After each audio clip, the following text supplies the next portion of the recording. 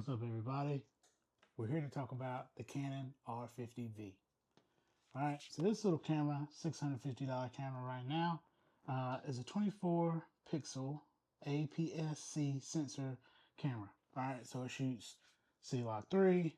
It's a 4K sample from 6K. Can do 4K 60, but there is a crop. Can do 120, but it's 1080p. But once again, this is a $650 camera, so it's actually pretty great in my opinion.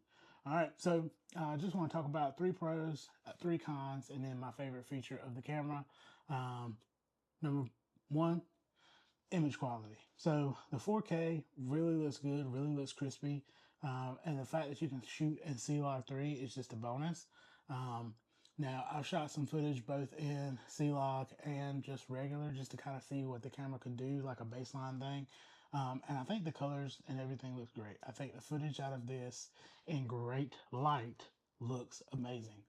So shooting outside, using your ND filters, you can get a very good, crispy video quality type image. It's just great, okay? So I have no complaints with that. I thought it's definitely better than the Canon EOS R, which is kind of like my main camera. It is an older camera, but I thought the images just look really good. Okay. Number 2, battery life. Even though we have the smaller batteries, the smaller Canon batteries, for an 8-hour wedding day, I still only use 2.5 batteries. So again, no complaints with that. The batteries last long like I need them to. I don't have to constantly switch them out, which is a little bit of a problem, but we'll talk about that later. The autofocus. Autofocus is great. Even when I was focused on one subject and somebody just kind of happened to come across, it still kept focus on the person that I was intending to keep focused. And then as well, when people are moving into the shot and they're in the middle, it'll snap and focus on them, which I thought was great.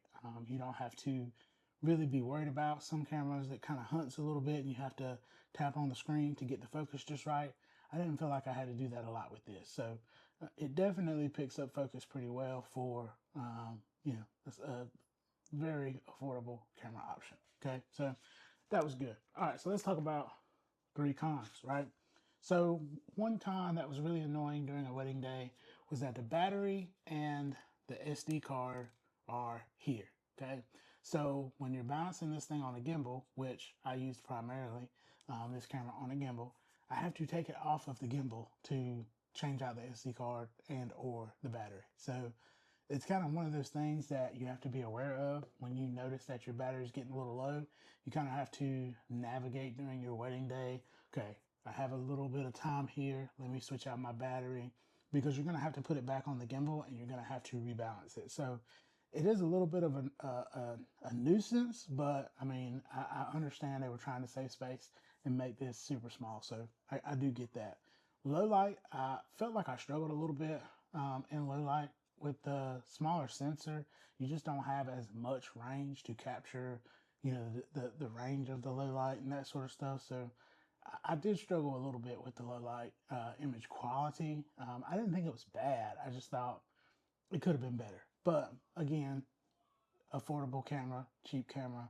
Well, I'm not gonna say cheap. It's still pretty expensive, but $650 compared to, C50, C70, that sort of thing. Of course, it's not gonna have the same quality, but I still thought it was pretty good. It's not terrible.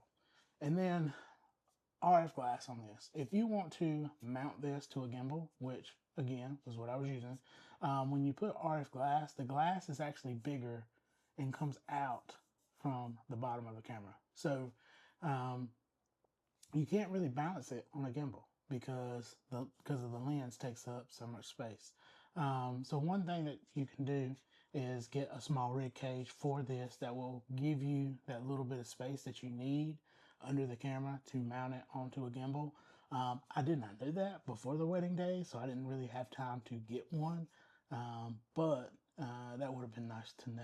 Okay, so I was rocking the EF Nifty 50 because it fit and it worked, but I would have much rather had my 2470 on this for the wedding day, but we made it work. Sometimes things won't be perfect. Well, all the time things won't be perfect. But anyway, all right, so on to my favorite feature. My favorite feature of this camera is the record button up front. I used this all day. This little record button up here, it's just placed perfectly. I know sometimes, you know, you want to go use this button, but when you're balancing on a gimbal and you've got the gimbal in one hand, it's just easy to wrap around, press the button, and get going. So I really did enjoy that. So anyway, I didn't think I was going to use it hardly ever, but ended up using it quite a bit. So what do I think of this camera? I think this is a great camera. I think this is a great B/C camera if you do things outside with good lighting. If you're indoors with good lighting, this is still a great camera.